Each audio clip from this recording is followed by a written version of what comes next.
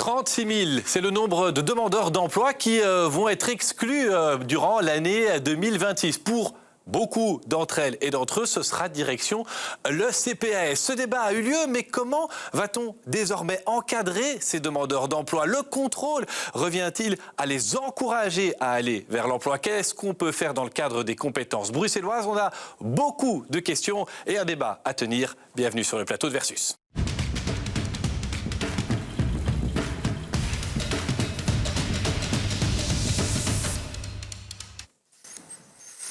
Et ils sont 5 à avoir fait le déplacement ce mercredi. Bonjour Christina Amboldi, merci d'être là. Bienvenue sur le plateau de Versus. Vous êtes la directrice générale d'Actiris. On va voir comment vos équipes contrôlent, accompagnent les demandeurs d'emploi aujourd'hui et comment ça va se passer à l'avenir en région bruxelloise. Bienvenue à vous aussi, Jonathan Depatoul, chef de groupe Défi au Parlement bruxellois. C'est le parti du ministre de l'Emploi et de la Formation. Et vous défendrez évidemment les projets qu'il a dans ses cartons. Myriam Amrani, bonjour. Vous êtes la présidente du CPAS de Saint-Gilles, membre du Parti Socialiste.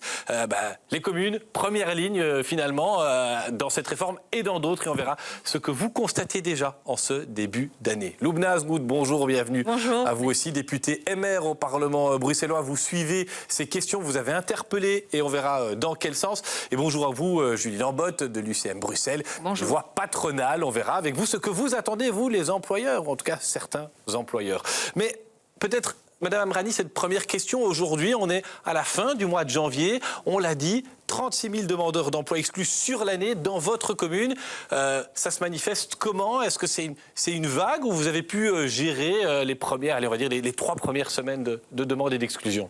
Alors, on a effectivement pu gérer les 3 premières semaines puisque nous avons anticipé l'arrivée de ces personnes qui sont désormais sanctionnées par le NEM et qui ne disposeront plus dès le mois de janvier d'allocations de chômage. Et donc oui, effectivement, certaines d'entre elles sont déjà arrivées courant du mois de décembre et on observe aujourd'hui une augmentation. 40% d'entre elles, donc 40% des chômeurs sanctionnés au 31 décembre, donc sont déjà arrivés au CPS de Saint-Gilles, donc c'est 40%, c'est plus d'un tiers, donc on nous avait dit, on avait évoqué l'hypothèse d'un tiers, et en fait on a déjà plus d'un tiers des chômeurs sanctionnés pour la première vague qui sont déjà arrivés. Et le mois de janvier n'est pas encore terminé. Et c'est un public que vous pensez que vous allez parvenir à aider, puisqu'on a commencé par exclure les plus anciens, ceux qui ont parfois 20 années de chômage. Alors voilà, vous les accueillez comment dans votre CPS? Alors concrètement, ce sont principalement des hommes isolés de plus de 50 ans qui sont dotés d'une carrière professionnelle et qui très souvent ont eu du mal, ont perdu leur emploi pour des raisons de santé, un accident de travail ou des problématiques de restructuration de l'entreprise ou une faillite d'un projet en tant qu'indépendant. Et donc aujourd'hui, pendant un certain nombre d'années, ces personnes ont trouvé des petits contrats ici et là, en intérim, des temps partiels, etc., ou en intermittence, et ne sont malgré tout pas parvenues à se stabiliser à nouveau. Et donc aujourd'hui, elles sont désormais sanctionnées, elles arrivent chez nous. Donc ce sont principalement des hommes âgés de plus de 50 ans. Et donc évidemment, la question de savoir comment nos services vont pouvoir réinsérer ces publics, alors qu'Actiris n'y est pas parvenu ces dernières années, c'est une vraie question. Alors, Jonathan Depatoul, du côté du Parlement, voilà, vous avez une élue locale qui vous explique ce que ça donne dans les communes, en première ligne, entre guillemets. On est conscient de ça au Parlement et dans le chef du ministre bruxellois de l'Emploi? Oui, tout à fait. Je pense qu'on est tout à fait conscient de la situation, des difficultés auxquelles on est confronté aujourd'hui, mais même par le passé. Il faut quand même rappeler que Bruxelles, c'est une grande ville et donc il y a tout un tissu. On a affaire à un public qui est parfois plus compliqué qu'ailleurs. On a par exemple 15% des demandeurs d'emploi qui ne maîtrisent ni le français ni le néerlandais. C'est une réalité à laquelle Bruxelles doit faire face. C'est évidemment beaucoup plus compliqué de trouver l'emploi quand vous ne maîtrisez pas une langue nationale. Mais donc cet appel à l'aide quelque part des CPAS, parce qu'on n'a pas eu de grosses difficultés à trouver une présidence de CPAS qui voulait bien venir nous expliquer sa réalité. On en est conscient au niveau du Parlement bruxellois, on estime qu'on peut faire quelque chose ou on s'est un peu déchargé sur les communes? Alors parce que forcément le CPAS, et c'est une décision du fédéral, mais enfin voilà, la région aurait pu dire on fait quelque chose, quoi. Oui, alors effectivement, c'est une décision du fédéral qui fait qu'aujourd'hui, on a cette vague d'exclusion. Ça n'empêche que la situation, elle est comme elle est et il faut la prendre en main. La grande question, c'est la formation. Comment est-ce qu'on fait pour que ces personnes, effectivement, retrouvent un boulot, un job et de préférence un boulot dans lequel ils puissent s'épanouir. Aujourd'hui, on a un grand défi sur la question de la formation à Bruxelles. Il y a déjà pas mal de choses qui ont été faites. Il faut quand même dire que ça fait 10 ans que le taux d'emploi augmente à Bruxelles. On a même dépassé la Wallonie aujourd'hui. Maintenant, tout n'est pas magnifique. Il faut continuer et le maître maître mot, je pense, de ce débat ici, et sur ce sujet, c'est la formation. Mesdames Lambert et Asgoud, vous allez avoir la parole dans un instant, mais je voudrais d'abord interroger et prendre le temps avec vous, Madame Amboldi, de voir ce que vous proposez et ce qui va changer du côté d'Actiris. C'est une nouveauté dans Versus, on va prendre quelques minutes, plus qu'un instant, mais on a appelé ça l'instant vérité. Jingle.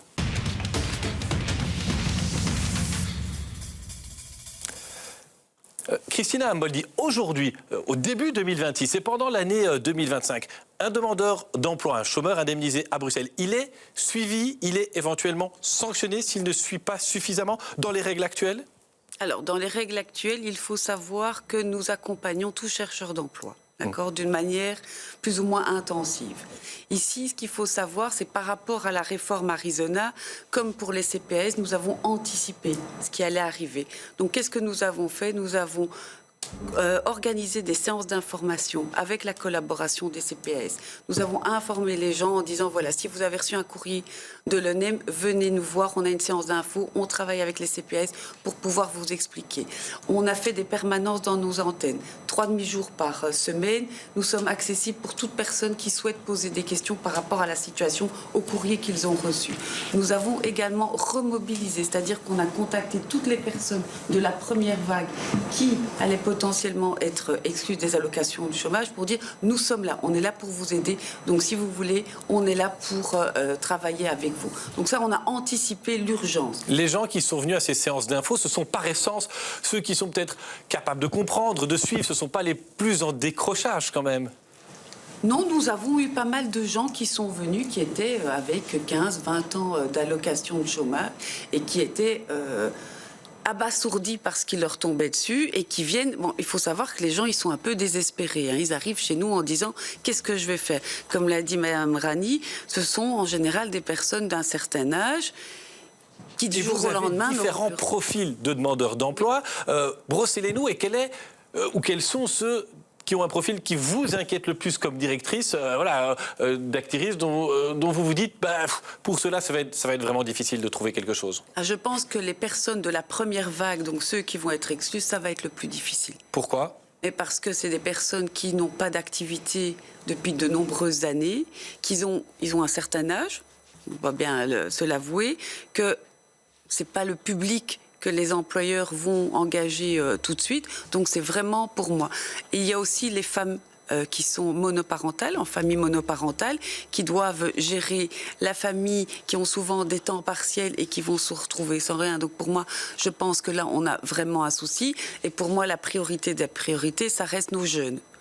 Alors, au 1er mars, il y a du changement, et notamment pour les jeunes, on peut les prévenir. On y reviendra d'ailleurs dans cette émission, mais il ne sera même pas question toujours de 2 ans de chômage pour les jeunes. Hein. Non, les jeunes après études. Donc nous parlons bien des jeunes après études. À partir même de maintenant, du 1er janvier, ils auront un stage d'insertion de 6 mois.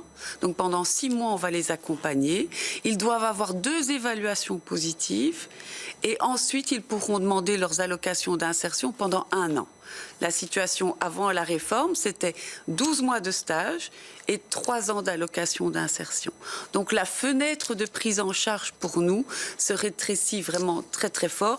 Et donc notre objectif est de les accompagner tout de suite, le plus rapidement possible, de la manière la plus intensive. Alors vous parlez d'accompagnement, de prise en charge. Est-ce qu'on peut contraindre aujourd'hui quelqu'un, qu'il soit jeune ou au contraire qui a une longue période derrière lui au chômage, est-ce qu'on peut le contraindre à se former, le contraindre à suivre des formations avec succès ?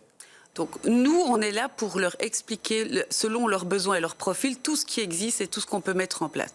Une fois que nous avons une espèce de contrat avec la personne, qu'on a déterminé toute une série d'actions, si la personne ne le réalise pas, au moment où elle va être évaluée, au niveau du contrôle de la disponibilité, ce sera pris en compte. Ceux qui ne viennent pas, parce qu'apparemment le taux d'absentéisme à ces rendez-vous est élevé, ce sera d'office une sanction négative ? Ce sera d'office une évaluation négative, oui.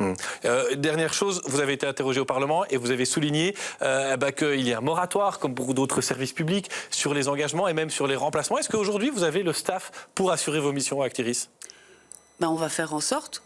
On va faire en sorte d'assurer nos missions. On est en train de tout faire pour mettre nos ressources en première ligne pour vraiment accompagner les chercheurs d'emploi. Merci Christina Amboldi. Vous réintervenez dans le débat pour recadrer les positions, les faits, les chiffres. Je vais de l'autre côté de la table parce que vous avez été très sage. Loubna Azgoud, alors vous êtes, je l'ai dit, député MR dans l'opposition.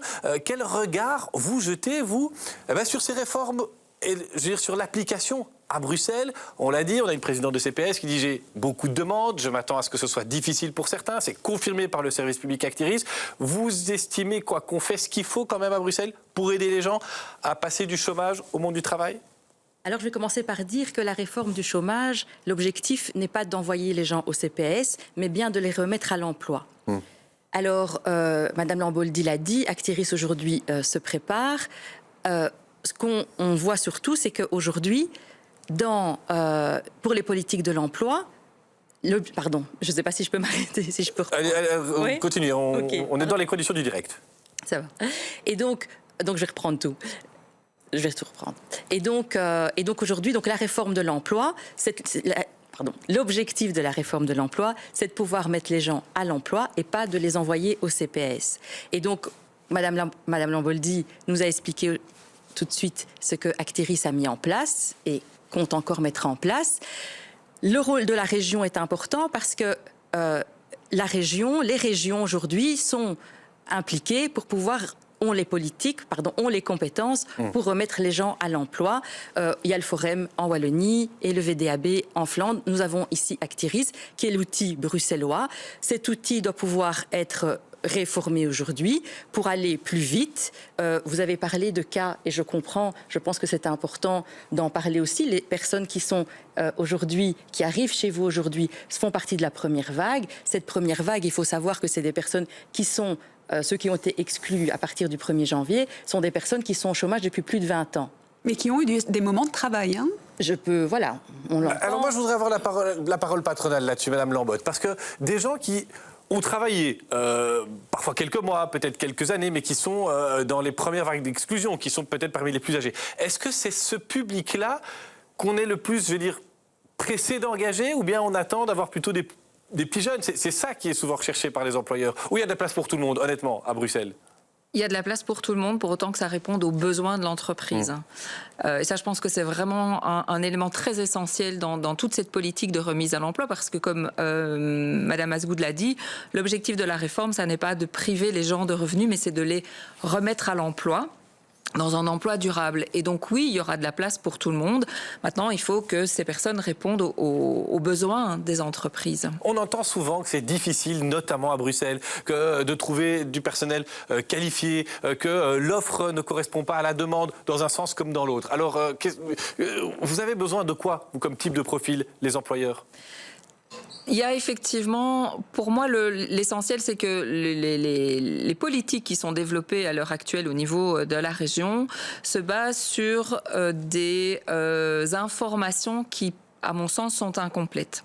Ah bon ? Il y a notamment la fameuse liste des métiers en pénurie qui permet d'orienter les politiques de formation et les politiques en matière d'aide à l'embauche. Nous, on souhaiterait que cette liste soit complétée par des besoins réels. Pourquoi ? Parce que cette liste des métiers en pénurie ne tient pas compte de l'ensemble des besoins des entreprises, des besoins réels des entreprises. Et si je peux vite compléter par rapport à ça, c'est que ce sont des besoins par rapport à des offres qui sont publiées à l'heure actuelle, mais lorsqu'on définit une politique de formation, c'est pas pour répondre à un besoin actuel qui n'existera plus demain, mais pour des besoins futurs. Et donc les listes de métiers en pénurie ne correspondent pas aux besoins des employeurs, vous dites ? Ne tiennent pas, mais elles ne tiennent pas compte de tous les besoins futurs des employeurs. Et vous savez, en Wallonie... Un exemple concret ? Un exemple concret, par exemple, imaginons que dans l'ORECA, on sait que l'ORECA est un des métiers en pénurie, mais... imaginons qu'on cherche, par exemple, des serveurs qui parlent anglais. Eh bien, ça ne ressort pas des métiers en pénurie. Tandis que si on pouvait mettre en place ce que l'on a fait au niveau de la région Wallonne avec l'enquête besoin de main-d'œuvre, qui elle identifie vraiment les besoins des entreprises et donc adapter les politiques de formation et donc former les personnes qui vont perdre leur emploi dans ces métiers en pénurie, eh bien, je pense qu'il y aurait un meilleur match.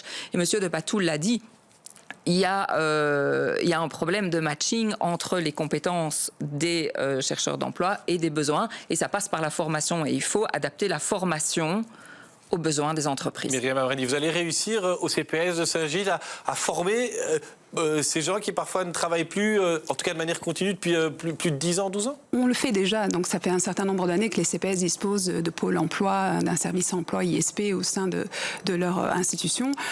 Moi, je vais donner des exemples très concrets de personnes qui sont passées par le dispositif article 60, où il y a un volet de formation, 300 heures de formation tout au long du contrat, et puis un volet mise à l'emploi. Ça marche, on a 90% des personnes qui vont jusqu'au bout du contrat. Le souci, c'est qu'une fois qu'ils terminent leur contrat, ils sont éligibles au chômage, ils entament une recherche active d'emploi et un nombre important d'entre eux ne parviennent pas à recouvrer un emploi. Pourquoi ? C'est là que réside le mystère, puisque moi je peux entendre le niveau de formation est insuffisant. On nous dit 15% à l'échelle régionale. On a un dispositif public qui est Bruxelles Formation, qui propose une offre de formation relativement large.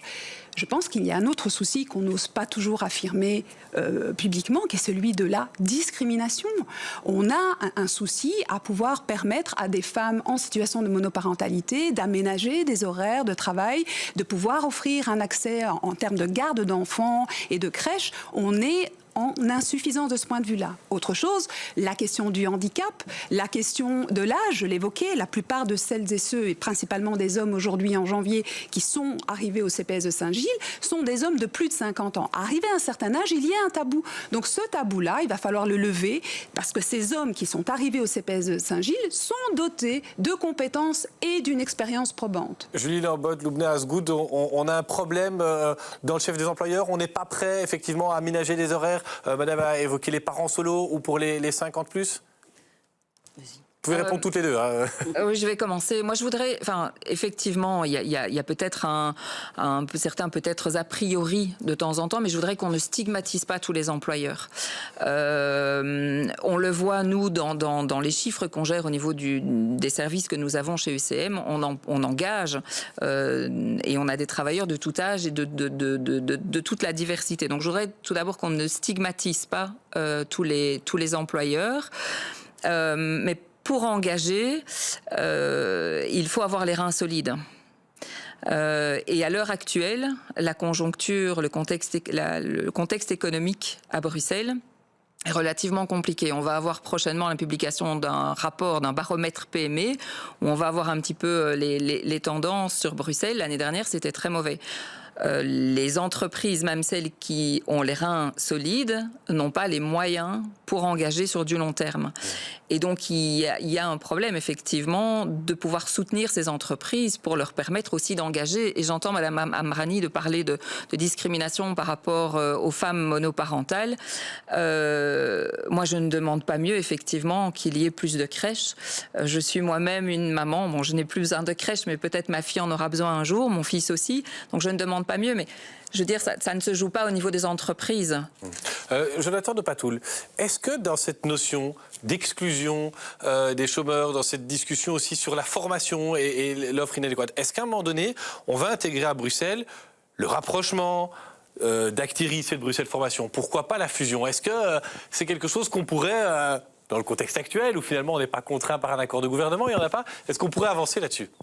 Mais je pense qu'il faut effectivement avancer là-dessus. Ça fait partie d'un des points du plan du ministre de l'Emploi aujourd'hui qui va déposer sur la table, et on sait qu'à Bruxelles c'est compliqué. Mais avancer jusqu'à une fusion ou juste des rapprochements? Il faut en discuter, effectivement. Pourquoi pas une fusion entre Bruxelles Formation et Actiris, avoir les détails par la suite. Il faut effectivement qu'on travaille aussi sur le partenariat avec les CPS. Aujourd'hui, il y a 19 CPS qui ont parfois des politiques peut-être un peu différentes. Il faut voir comment est-ce qu'on arrive à avoir un partenariat qui soit le plus efficace pour que le CPS puisse s'occuper de l'aspect plus accompagnement social et qu'Actiris puisse continuer sur l'accompagnement à la formation pour que ces personnes trouvent le plus rapidement possible un emploi. Ça, alors, on entendra l'avis de Myriam Amrani là-dessus, mais du côté du MR, une fusion de Bruxelles Formation et d'Actiris, on dit oui, on dit non, on en dit quoi? Alors moi, je vais dire que nous, on est pour les solutions. Et donc, si ça peut être plus efficace, forcément, oui. Tout à l'heure, j'ai interrogé d'ailleurs Madame Amboldi sur la question. C'est l'efficacité de justement de se dire Actiris peut faire son travail, envoyer des personnes vers la formation, qu'elle est après l'évaluation et le taux de sortie positive vers un emploi. Quand on sait qu'aujourd'hui, il y a près de 1000 formations gratuites ou presque gratuites qui existent à Bruxelles, une centaine de métiers en pénurie, et on voit quand même que le taux de chômage reste quand même élevé, qu'on a quand même vous parliez quand même de cas quand même beaucoup plus difficiles, et ça j'entends bien. Juste parce que Madame a parlé des discriminations, ça je crois que c'est important. Au Parlement bruxellois, nous travaillons sur ces questions-là aussi. Concernant les femmes, parce que tout à l'heure j'ai entendu aussi quelque chose et je crois que c'est bien de rectifier, c'est que la réforme toucherait aussi les femmes qui travailleraient à temps partiel. On sait que dans les temps partiels, elles sont les plus représentées. C'est pas vrai. Et le complément qui existe pour les femmes qui travaillent ou les personnes qui travaillent en temps partiel est maintenu. Donc voilà, je trouvais que c'était important de le remettre. Concernant les crèches, c'est une compétence aussi de la région et de la Fédération Wallonie-Bruxelles. Bien sûr, c'est important, mais voilà, ça n'a rien à voir avec la réforme du chômage. Je reviens à ma question et à celle que je posais à Madame Amrani, parce que je crois que vous ne serez pas aligné sur votre voisin de droite. Enfin, il me dira qu'il est du centre, mais il est à votre droite. C'est sur l'intérêt de fusionner Bruxelles Formation et Actiris. Pour les socialistes, c'est toujours une fausse solution ? Mais je pense qu'évidemment, il faut pouvoir évaluer. Aujourd'hui, quand on évalue le travail de Bruxelles Formation, la question des taux de sortie positive, le taux, il est relativement bon, il est même très bon. Donc la question n'est pas la formation. L'opérateur de formation publique fait son travail, va jusqu'au bout de la mission et la mène bien. Former pour l'emploi, on forme pour l'emploi. Maintenant, la question de savoir pourquoi est-ce que les personnes qui sont formées n'accèdent pas à l'emploi. C'est ça la véritable question. Et c'est ce tabou-là qu'il faut faire sauter. Aujourd'hui, nous avons des personnes qui sont formées pour aller à l'emploi et malgré tout, la porte de l'entreprise ne s'ouvre pas. Alors on peut continuer à se dire oui, mais non, tous les employeurs ne discriminent pas. On est bien d'accord, il ne s'agit pas de jeter l'opprobre sur tout employeur. Mais la question, le tabou, il est là aujourd'hui. Des personnes de plus de 50 ans arrivent aujourd'hui au CPS. Moi, je parle de faits que je peux objectiver et qui témoignent d'une expérience probante au niveau professionnel et qui aujourd'hui ne parviennent pas à recouvrer le chemin de l'emploi. J'évoquais les femmes en situation de monoparentalité. Si aujourd'hui on a des métiers en pénurie, c'est parce que ces métiers sont pénibles ou pas conciliables avec une vie familiale. Et quand on est en situation de monoparentalité, demander à des femmes de travailler le soir, de travailler très tôt le matin sans avoir des solutions de garde. Donc je pense que la responsabilité, elle est collective. Il appartient au pouvoir public. Est-ce qu'il faut des tests à l'aveugle contre les discriminations ? Évidemment. Il appartient au pouvoir public de créer les conditions. Parce que l'UCM va vouloir répondre. Il appartient au pouvoir public de créer les conditions pour aller vers l'emploi, que ce soit en termes de garde d'enfants, que ce soit en termes de formation ou d'accompagnement emploi. Mais il appartient aussi aux employeurs de tendre la main et de aussi peut-être aller à l'encontre de premiers réflexes et de croyances. Et juste, Madame Amrani, pour que je comprenne bien, sur la question de la fusion au Parti socialiste entre Actiris et Bruxelles Formation. On n'est pas aligné là-dessus. Aujourd'hui, je dis que Bruxelles Formation fait le travail et que le taux de sortie positive des personnes qui sont formées par Bruxelles Formation est atteint. Donc voilà, moi je veux bien ouvrir le débat et rediscuter, mais nous avons des comités de gestion conjoints. Nous travaillons très étroitement avec Actiris, poursuivons le travail. Sur les discriminations, Madame Lambotte, Madame Asgoud, est-ce qu'il faut tester, sanctionner, mais donc ça veut dire aussi traquer les employeurs qui font des discriminations. Madame Lambotte fait le nom de la tête, c'est non ? C'est non. C'est non, Madame Asgoud ? Moi, je crois que le débat ici n'est pas lié que sur les discriminations. Moi, ce que je comprends ici aussi, c'est qu'il y a des personnes qui sont au chômage depuis plus de 20 ans, qu'on a laissées au chômage depuis plus de 20 ans aussi. Ils ont travaillé. Et donc, oui, et donc, quand on a 50 ans, il y a 20 ans, on avait 30 ans. Et donc, je ne parle pas des personnes. Loin de moi l'idée de parler des personnes. Par exemple, de l'accompagnement qu'on aurait pu leur donner aujourd'hui à Bruxelles, ça fait 20 ans qu'on n'accompagne pas correctement les gens. C'est pour ça qu'aujourd'hui, on a aussi ce taux énorme où je vous rejoins, de personnes qui sont tout à fait aujourd'hui en dehors du marché de l'emploi. Pas plus tard que ce matin, je parlais avec David Witzman, qui est aussi votre collègue, qui est mon collègue et maire, mais qui est président du CPS de la ville de Bruxelles, ou qui est quand même le plus gros CPS du pays, et où il reçoit une grosse population, une grande part des personnes justement qui sont dirigées vers le CPS aujourd'hui. Mais il me disait que les cas qu'il traite aujourd'hui sont même plus graves que les cas qu'il a en temps normal. Et donc, les personnes sont très, très précarisées. Et il y a aussi des cas il y a aussi des cas, mais je vous dis des réalités. Je parle de ma réalité. Une histoire. Je vous parle de ma réalité à Saint-Gilles.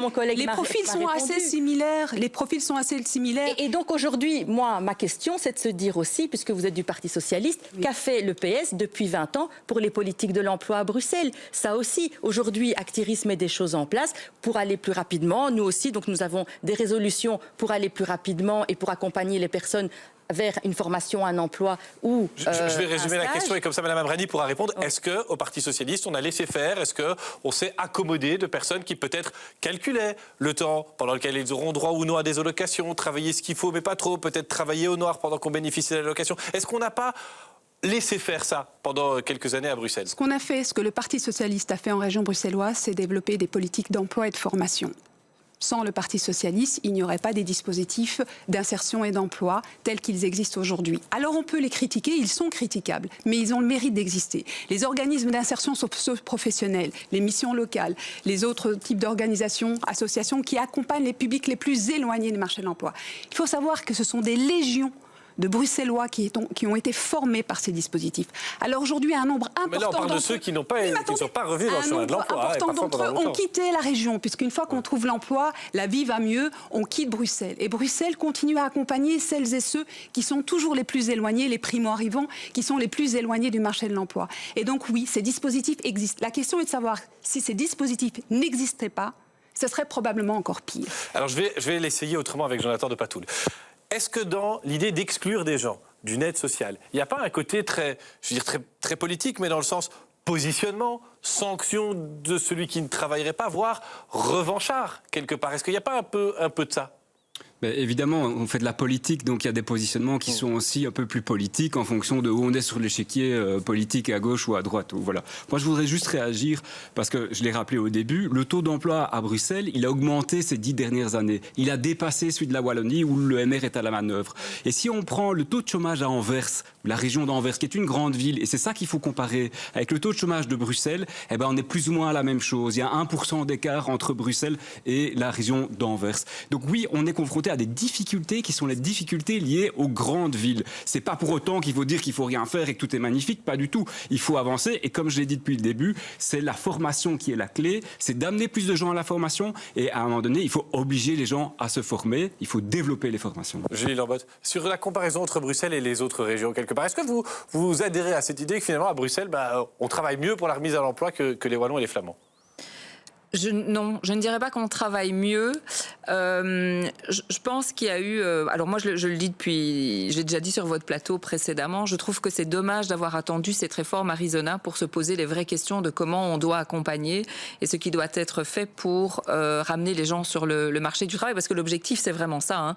Et on l'a dit au début, ça n'est pas d'exclure les gens, c'est vraiment de les ramener sur le marché du travail.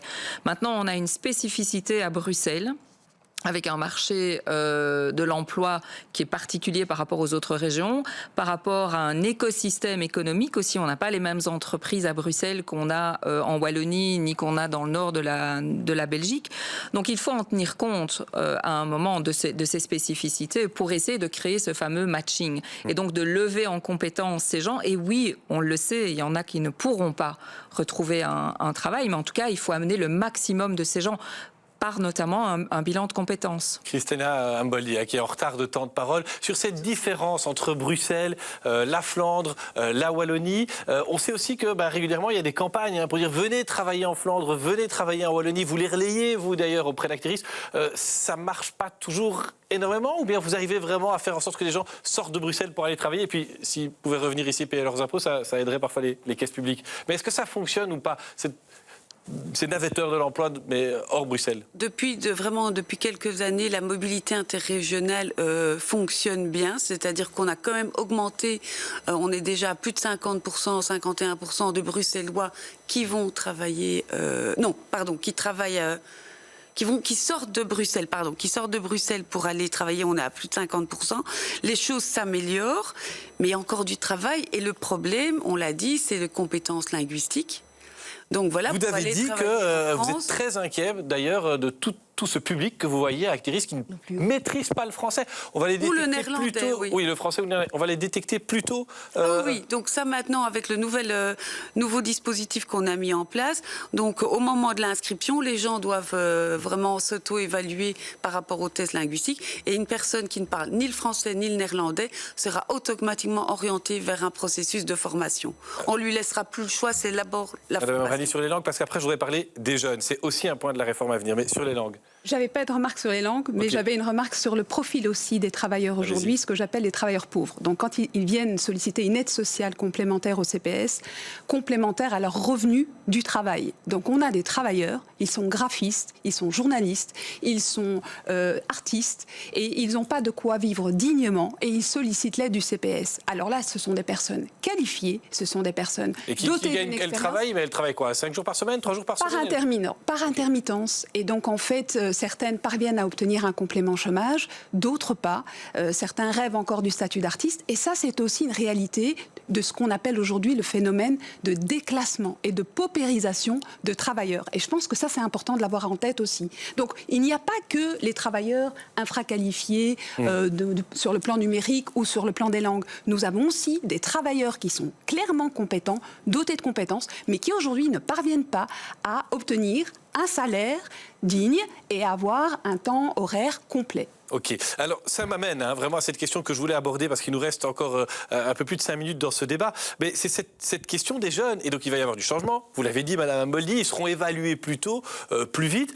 Ça ne veut pas dire que ce sera plus facile pour eux. Bien au contraire, à un moment donné, ils seront... Après même 1 an, ils peuvent se retrouver exclus du chômage. Ça, vous nous le confirmez? Tout à fait, oui, je vous le confirme. Alors je vais vers l'UC. Ça, je suis certain que ce public jeune-là, celui-là, il intéresse les employeurs, Madame Lambotte. Mais il ne les intéresse pas plus que les autres profils, je dirais. À partir du moment où ces chercheurs d'emploi, qu'ils soient jeunes ou moins jeunes, ont les compétences par rapport aux besoins des entreprises. On en revient toujours à cette même question. Donc bien sûr qu'ils intéressent, mais est-ce qu'ils intéressent plus que d'autres? Non. La question, c'est aussi derrière celle de la pertinence des formations, de l'adéquation entre les formations, quelles qu'elles soient d'ailleurs. On peut parler des formations dispensées par des organismes type Bruxelles Formation, les universités. On a souvent entendu des employeurs dire j'engage des gens qui ont fait 5 ans de droit, 4 ans d'histoire ou que sais-je, et puis à qui je dois quand même encore apprendre un métier, que ce soit dans le service public ou dans le privé. Ça, c'est aussi quelque chose que vous voyez, vous, à l'UCM, dans vos membres? Bien sûr, l'alternance, on n'en a pas parlé, je ne pense pas que ce soit le sujet de l'émission aujourd'hui, mais l'alternance est quelque chose de très important pour nous, bien sûr. Sur sur ces jeunes qui sont quelque part bientôt exclus, Jonathan de Patoul, c'est aussi à un moment donné une œuvre de formation, entre guillemets. On se dit on doit leur apprendre et tant pis, on le fait plus court, il n'y a pas une position principielle là derrière? Mais moi, je pense qu'il faut quand même pouvoir dire qu'on a à Bruxelles une grande partie de jeunes qui ont peu de qualifications, c'est aussi parce qu'ils sont sortis du parcours scolaire. Et c'est important de le rappeler ici, l'emploi, c'est pas juste les formations une fois qu'on a 25 ou 30 ans, c'est depuis le début. On a un problème aussi en termes d'enseignement avec toute une série de jeunes qui n'ont même pas de diplôme de réto à Bruxelles. Par rapport aux formations, nous, ce qu'on souhaite faire, et c'est dans le plan du ministre Claire Failly, c'est lui qui a introduit la question du bilan de compétences. Aujourd'hui, on souhaite le rendre obligatoire pour pouvoir accompagner de manière particulière chaque jeune, et chaque demandeur d'emploi d'ailleurs, par rapport aux compétences qu'il a déjà et qu'il pourra acquérir en fonction aussi, en partenariat avec le secteur privé, les entreprises, pour savoir quel type de compétences sont aujourd'hui demandées pour qu'on puisse faire en sorte que ces personnes trouvent de l'emploi. Donc ça, c'est particulièrement important. Je reviens à la question des langues. Les personnes qui ne maîtrisent pas le français ou le néerlandais, aujourd'hui, demain, il faut pouvoir les obliger à suivre des formations en langue. C'est fondamental. Une langue, et ce sera le mot de la fin pour cette partie du débat, mais une langue, c'est pas énorme. Sur le marché de l'emploi, il vaut mieux en maîtriser plus que ça, dit Tora. Évidemment, mais si elle ne parle pas français néerlandais, c'est qu'elle en parle d'autres déjà. Mais bon, il faut qu'elle parle les langues nationales pour trouver un job ici à Bruxelles. C'est la moindre des choses. Mesdames, messieurs, on va passer à la conclusion de ce débat. Ce sera pour vous après le jingle.